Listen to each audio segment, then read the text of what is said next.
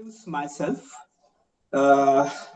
I, Upamanyu Kar, I'm a music composer and an educator, and I'm here to give you a webinar on understanding, arranging, composing.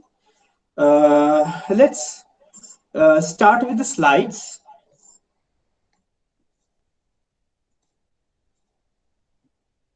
I will share my screen.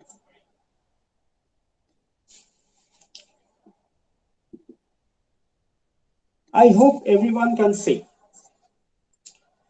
What I will teach in this webinar is basically an appreciation on music composition and arrangement.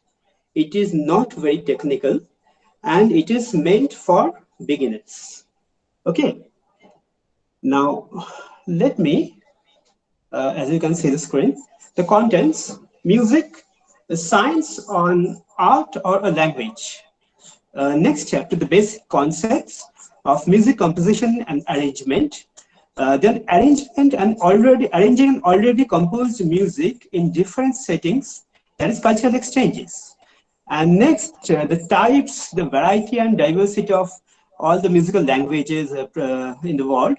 Then different musical norms in the society. And then the primary difference between, as you can see, you can see the screen, the primary difference between the Oriental and European musical languages. Okay.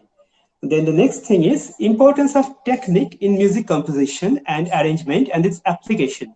This is from a general perspective. Then to follow the norms or not to follow the norms while composing music. So molding your creativity. Then the topic is application of music composition and arrangement in today's world, practical ways of thinking. And the last topic is the successful outcome of being a composer and an arranger. That is contribution to the society. So let's start the webinar, understanding music arrangement and composition. My first topic, music, a science, an art, or a language. I will take a seemingly very weird example. That is the example of God or nature. Guys, say, if we take the question that music, whether it's a science, an art, or a language, I must say that this is basically a whole. If I take the concept of God or nature as an example, everyone, hello, I'm still audible, I think. Everyone, hello. Let me check. Yes. Yes, wait, just a minute. So God or nature, an example. Just a minute. Am I still? Yes. Am I still audible? I think I'm still audible. Can you still hear me? Please answer if you do. Okay, let's assume that everyone is there and everyone can hear. So let's go back to the slide once more.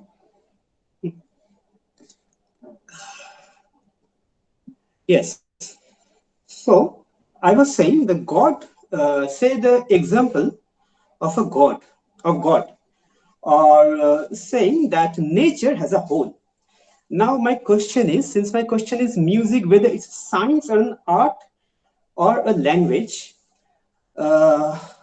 firstly, you say, what does science do? Science provides logic and reasoning. Art provides aesthetics and emotional fulfillment, and language provides communication.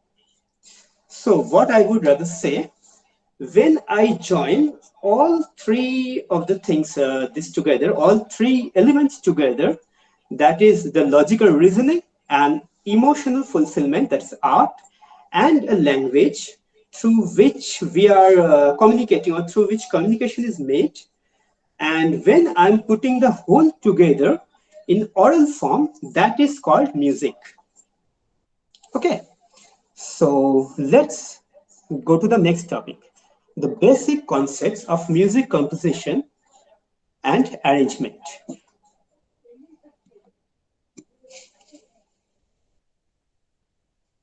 Once I I was told to explain um, the approach of composition to children who do not understand technicalities. So what I did, I told them that, do you hear stories? They said that, they all said yes. And I asked them, what is a story? What is there in a story? They said in the story there are narrations, there are characters and incidents and a whole lot of things that is happening. So I told them that music composition or music arrangement is basically a story told through musical sounds. Now, we all know that music has three essential elements, that is rhythm, melody, and harmony, right? When I analyze a piece of music, I would rather say that a musical piece or a composition is constructed of three essential elements, rhythm, melody, and harmony, joined together and prepared to be told by a performer or several performers, that is instruments or voices. Now the difference between a the composition and arrangement is pretty simple. Composition is your own story that you are telling. When you are composing music, you are telling your own story, and that is basically composition. Musical arrangement, what I would say, is basically is telling an already written story in your own unique voice. Always remember that composing music is basically like writing a story in musical form, in using musical sounds. Okay, so this is the basic concept of music composition and arrangement. One wise person used to tell me that all pieces of music have their own stories. We are all storytellers together, and whenever we compose music or even perform it, either we are writing our stories or we are reciting, like reciting poems, we are reciting an already written story through our own instrument or voices. Okay, so let's get to the next topic. Three, the importance of arranging and already composed music in different settings, cultural exchanges. I would like to recall a very famous poet named Rudyard Kipling on this context. Everyone has read of, we all have read in our childhood the poem of Ballad and East and West. Oh, East is East and West in West, and never the twain shall meet, till earth and sky stand presently at God's great judgment seat. How beautiful this is! How beautiful is this, that all there's so rich cultures have all over the world, and what a fantastic idea it would be if I bring the culture of the cultural taste of European art music to Orientalism, and vice versa. Everyone. So what happens? There will be no definite difference between East and West. As actually there isn't any East and West, and they're basically they're all let the world be one. I'm not saying that there will be not be variety. There will still be variety, but we will get the taste of, oh, how beautiful this Western harmony is, or the European people, they will say how beautiful the Oriental melodic nuances is. Anyway, let's take that in the details. The cultural exchange is a very important thing that is used to enrich musical literature across the world. No one would deny that, I think. So, what what is the role of music arrangement in cultural exchange? I, as a music arranger, can do two things. Either I can bring the Oriental flavors to European musical literature, or I can do the vice versa. Because you see, all artists and audience as well, in general people, the fulfillment of mind comes from a basic need of exploration. We all want to explore. We have the desire to explore the world around us. Diversity and enrichment and development across different cultures, they improve in such case. So, what can I do as an arranger to improve cultural exchange? I can arrange, or any let alone me, not only me, let alone any music arranger, they can arrange, say for example, an Indian melody, Rabindra Sangita Tagore's song, or a Hindustani classical melody or Hindustani classical composition into Western symphonic pattern.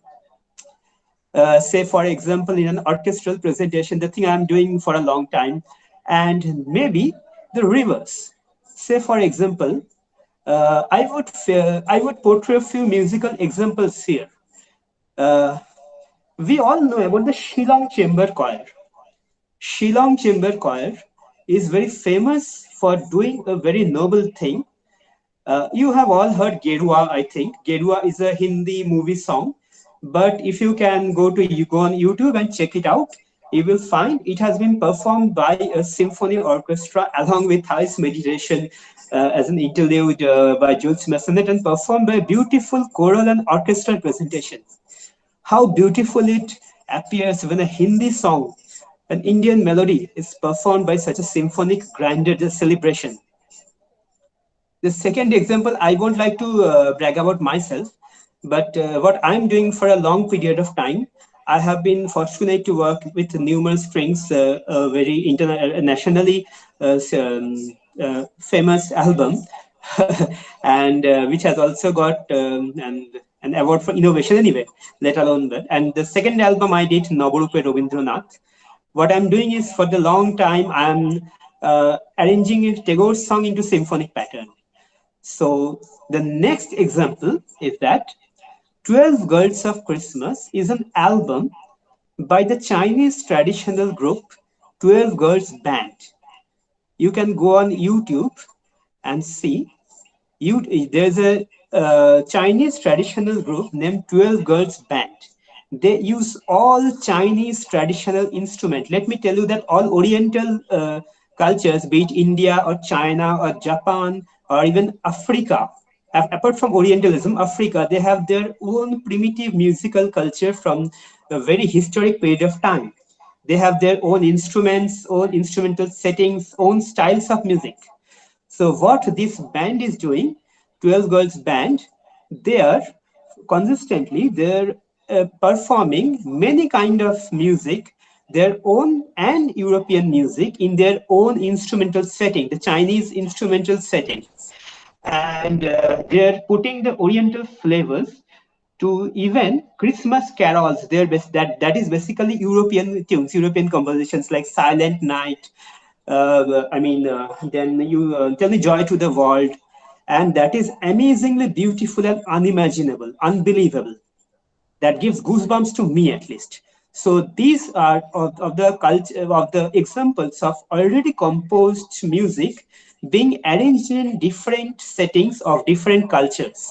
This is how cultural exchange is possible and is being done to a great extent in through musical arrangements.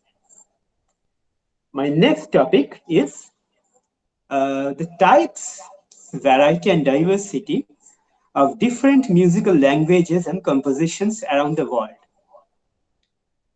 I would like to recall Sir Isaac Newton's quote on this aspect. Once a person told him that he's being very famous. So what Sir Isaac Newton replying, he laughed and said, "I do not know what I may appear to the world, but to myself I seem to have been only like a boy playing on the seashore." He said that his field is like an ocean and he's just playing on the seashore and collecting some pebbles and trying to find a better pebble than what he has found. This is what all we are doing. All composers, arrangers, musicians. I, as a music educator, I always learn bit by bit from taking each class. After taking each class, I learn just one thing because teaching is also a way of learning. And my field is the harmony. Western music it's really like an ocean. I know nothing about it literally, maybe the 1% of it. So let's see, let's explore what types are there around the world. Fundamental, primarily, what we know that all historical traditions and civilizations across the world have their own musical languages. And let me specify which of the traditions and civilizations I'm talking about. Firstly, we all know from history that India, China, Africa, these countries have a long history of civilization and culture. I will not be surprised that if any more are found in the in the coming days. That I mean, even in African music, we know very little. If many subdivisions may be found, so let's check. Let's see what their thumbprints are. What are their thumbprints so that they are identified by their uniqueness and originality. The musical language of the European tradition. In Europe, what we know as Western classical music is basically the language of the traditional language of Europe, the traditional musical language of Europe. This language have primarily one very important thing that is called harmony. Harmony is an essential component of European art music because without the concept of harmony, European art music cannot be there. It is the most fundamental and most important concept. It is like a spine of the language of European art music. It is the originality that European art music holds. Now let's come to Indian Far East, the soul of Orientalism, the beauty of Orientalism. Have you ever heard of Inca? Inca is a genre of traditional Japanese music. I personally uh, didn't know about Inca long before. I started exploring the things just a few years back, and I found the thing called Inca. Inca is a very beautiful language. Inca is Japanese traditional music, and I found personally a very similar approach with Indian classical tunes. Both, even in Chinese traditional music, if you hear, you will notice that the melodic nuance in Hindustani classical music and all these Chinese, Japanese traditional music, melodic nuances are very important. They are basically the soul of Orientalism. As we all know that in India, the concept of soul is very important, which is called Atma in Sanskrit, Atma. And they believe that music too has Atma. Feel is very important.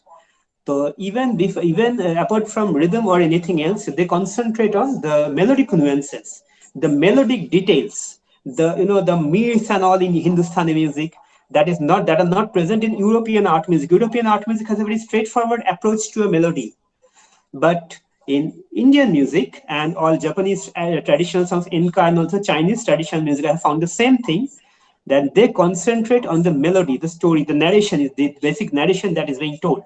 While Europe concentrates on the variety and variation and the total connection between all the elements, that is harmony, the putting the things together, because European tradition believes that diversity is the key. But Orientalism is very important and well known for its melodic nuances. Now, the third one, the traditional musical language of Africa,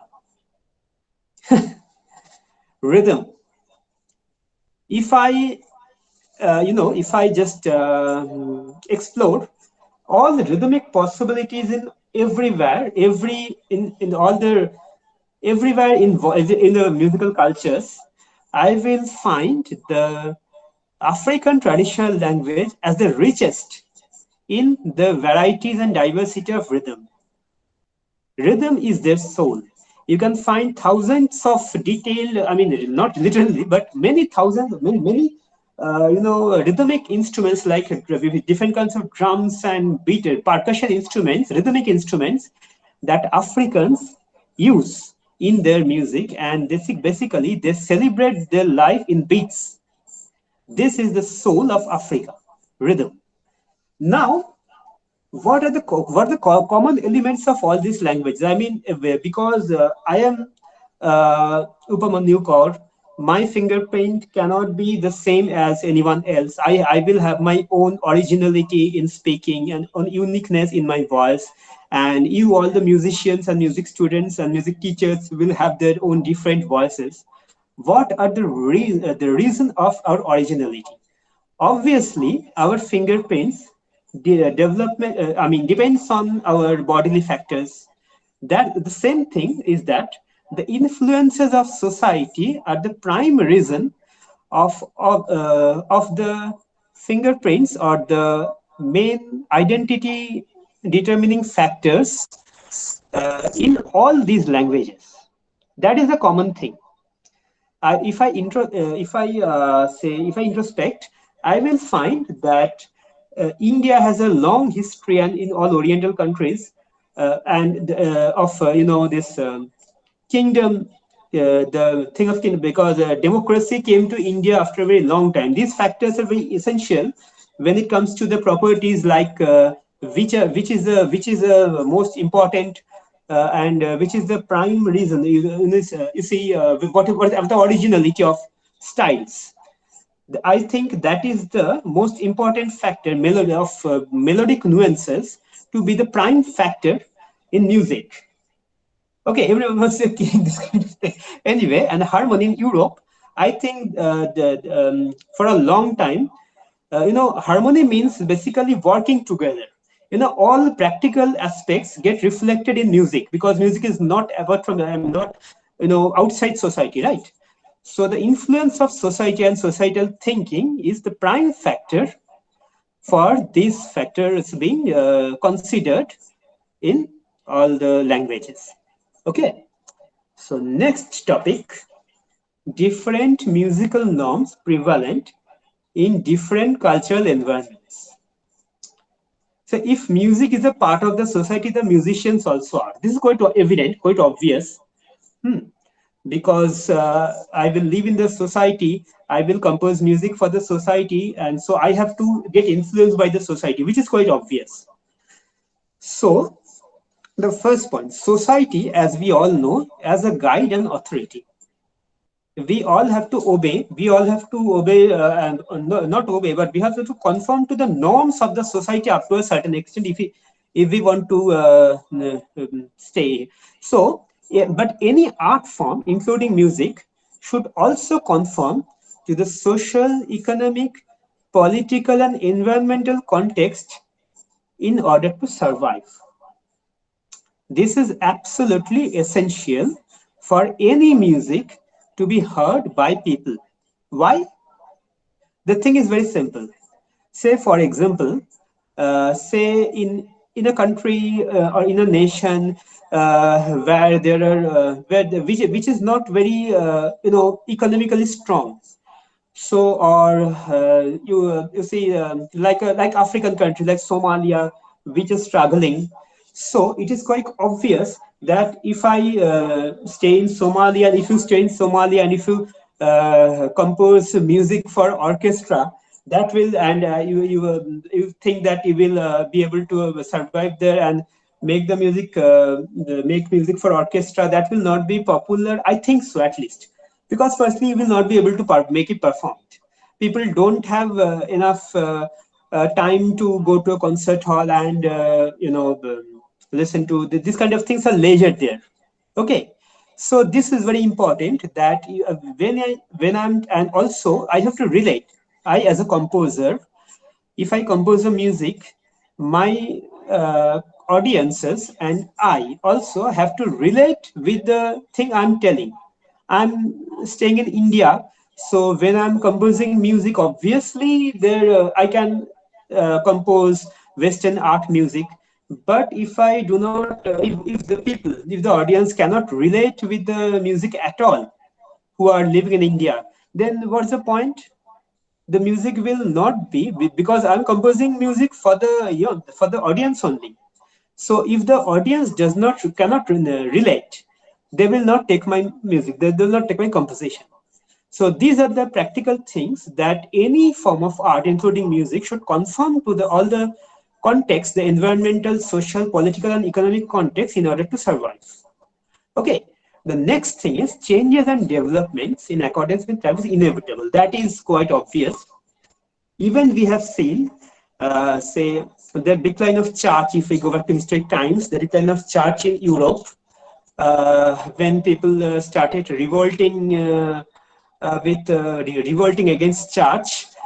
So there before that there was a lot of secular music being composed, but after that, after Renaissance, people started questioning church, and we can not find secular music mostly. We can only find mostly we can find non-secular music. That is basically music for music not dedicated to God or dedicated to something, not for worshipping purpose, for listening purpose. Now a very important thing: technology as an innovator in the global musical scenario. Many people tell me that you see that technology does harm to musicians when we have lots of things we our our own music composing skills get destroyed. So I tell them the answer is very simple. The debate is like that: is technology doing good or doing bad to the global musical scenario? See, everything. If they have a good aspect, they will have a bad aspect also. I know, and I agree that in Beethoven's times or in Bach's times, there were no technology, no computer, no Sibelius, no DAWs, no workstations, and no electronic things. Beethoven had the year of, so that Beethoven didn't have the infrastructure. He could, compose an entire concerto with his mind only. And since we have all the equipments, our effort and our brain is not being developed. But I would suggest one thing: that can I evade the thing called changes of development in accordance with time? I cannot. So let's embrace the good things that is let's embrace the good things that technology gives us in musical field. There are so many opportunities coming up in these days, in this lockdown. We are seeing in this lockdown that whether technology is doing good or technology is doing bad. Even before this lockdown, we were dependent on offline classes.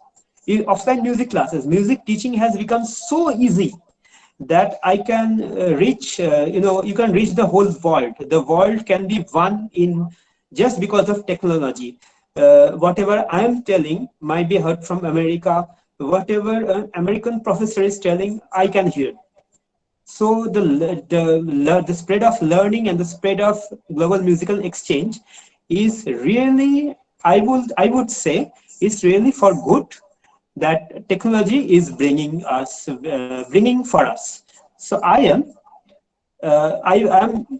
would like to embrace the changes that technology is giving, and I would accept, and if needed, then I would adapt with the coming world, and I would use the technology in my benefit. This is what all composers have done, adaptation, whose music has still survived.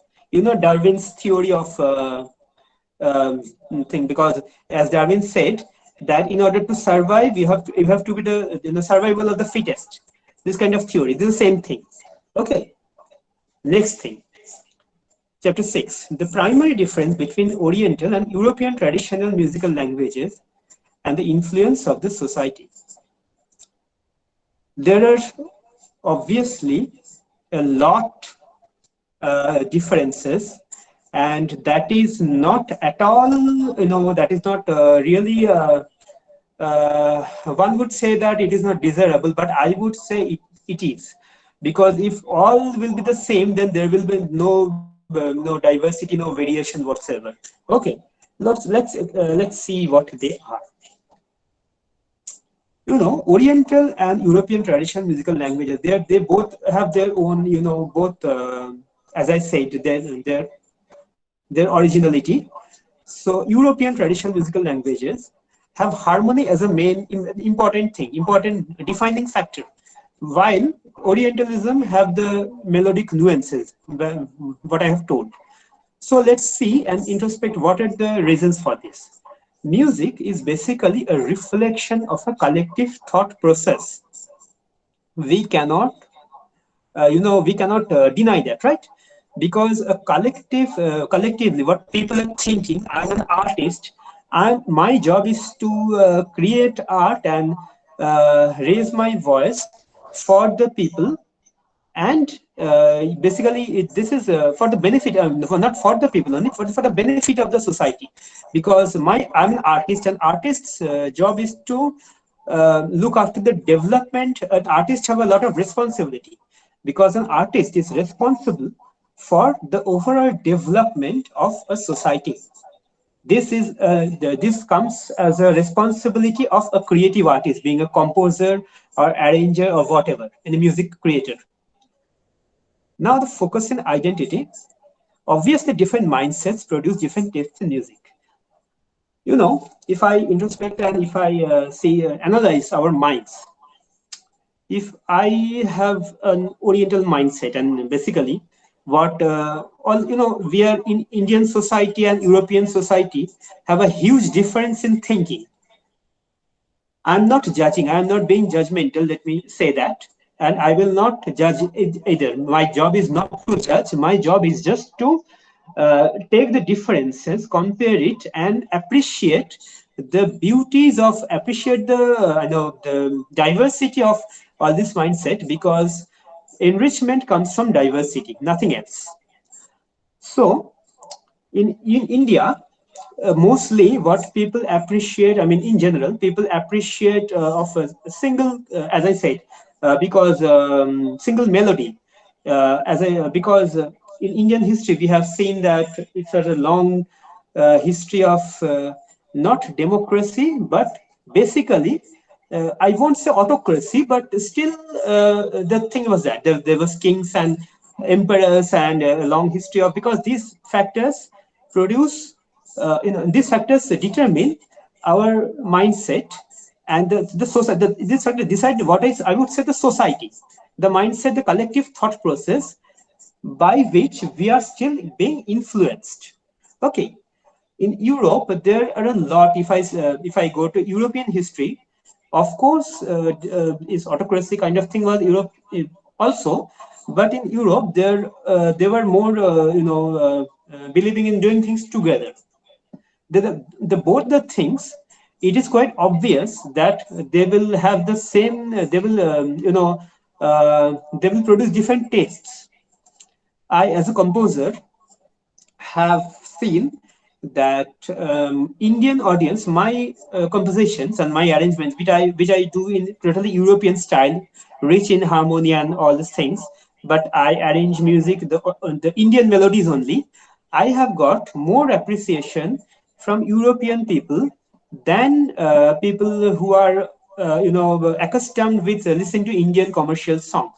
That is quite obvious because from the very beginning of our childhood, our tastes develop by what we hear, not only music but our societies and our circles and with the people, everything. These kind of things, the tastes we develop. Okay, so this is a very interesting and important thing which contributes to enrichment and diversity, and it is needed. Okay, so I would say melodic nuances and harmonic diversity, they basically this point, melodic nuance and harmonic diversity, and the next point, the significance of traditional art music. They both are joined together. You know why? In India, in Orientalism, also, art music means I am getting to aesthetically perfect to please my ears. That whenever an audience will hear my music, they will say, "Wow, how beautiful this is." This is the common goal. This is the same goal that Indian music, Japanese traditional music, Chinese traditional music, Japanese Enka composers, Chinese traditional composers, or Indian composer and European art music composer, they're running towards the same goal. That is basically the definition of art music, that aesthetic perfection. When a person hears my music, he will say, oh, it is so fulfilling, it's so beautiful, it's amazing. This is the goal of a composer. They're the same thing, but these are using different paths, because paths are defined by the people itself, what people appreciate, what people understand, what people can relate to. So this is what the path is all about. Okay, so these are the different things, and this creates the beauty of art music. Basically, all are running towards the same goal, but we are using different paths. Okay, in that way, there is no difference. I say that there's no difference between Indian art music or European art music or Chinese traditional music or Japanese traditional music. There are no difference of any not the form but the nature of any art music in the world. Now let's get back to the next topic: importance of technique in music composition and arrangement.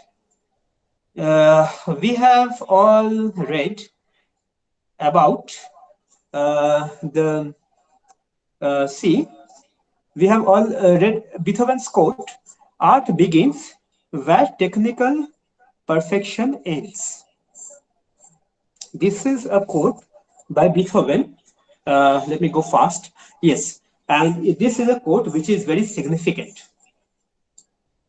Technique is basically a primary element in learning music, that we all know.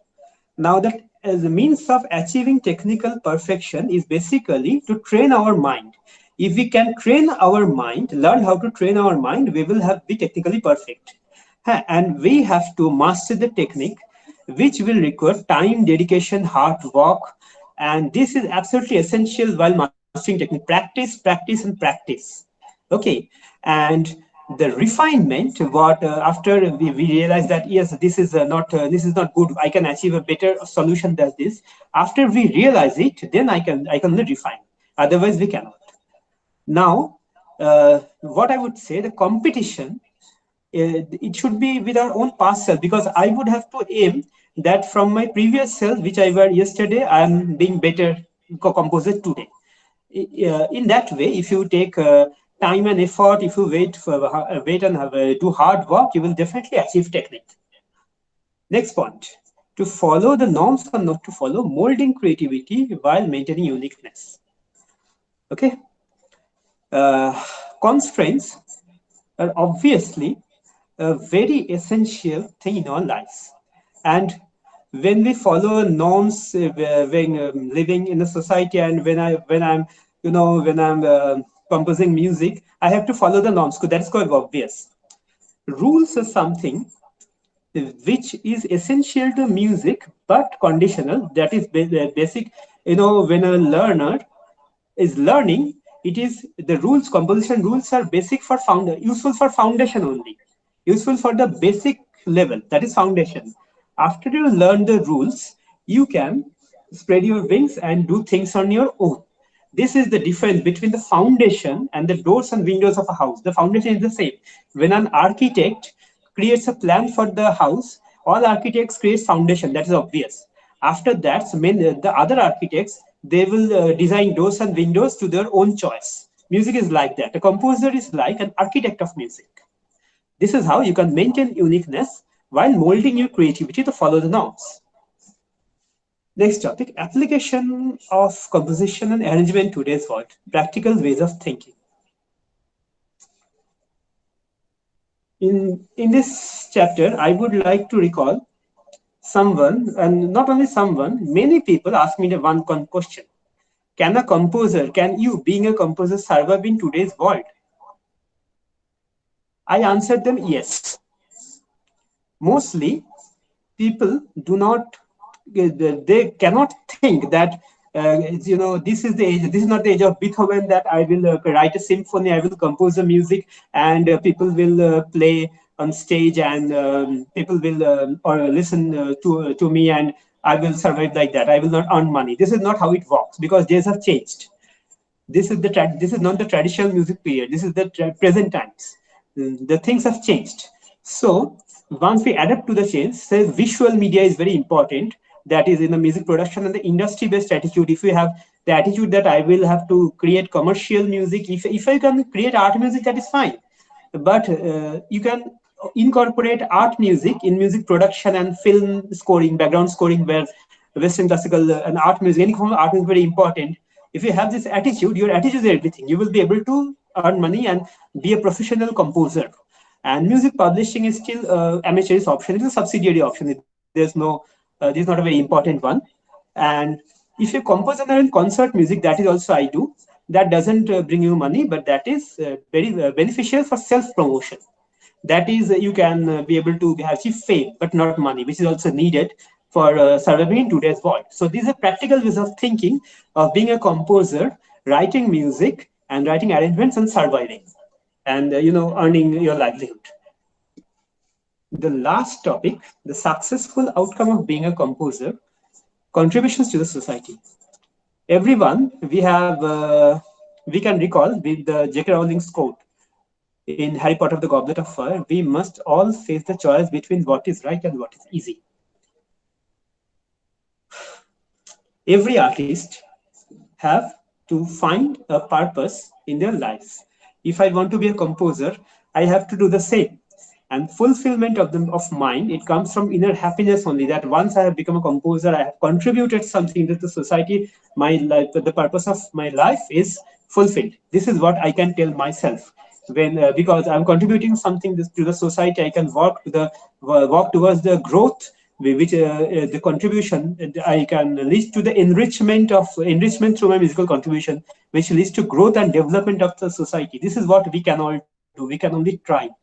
We can do very little. We can only try, but the effort is that all. If of all we can do, but if we put the effort in a truthful manner, this is how the positive outcome we can expect the world to be a beautiful place.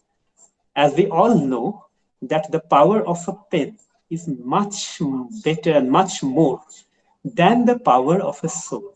Yes, artists can conquer the world with appreciation, beauty, aesthetics, happiness, but a person who spreads fear cannot.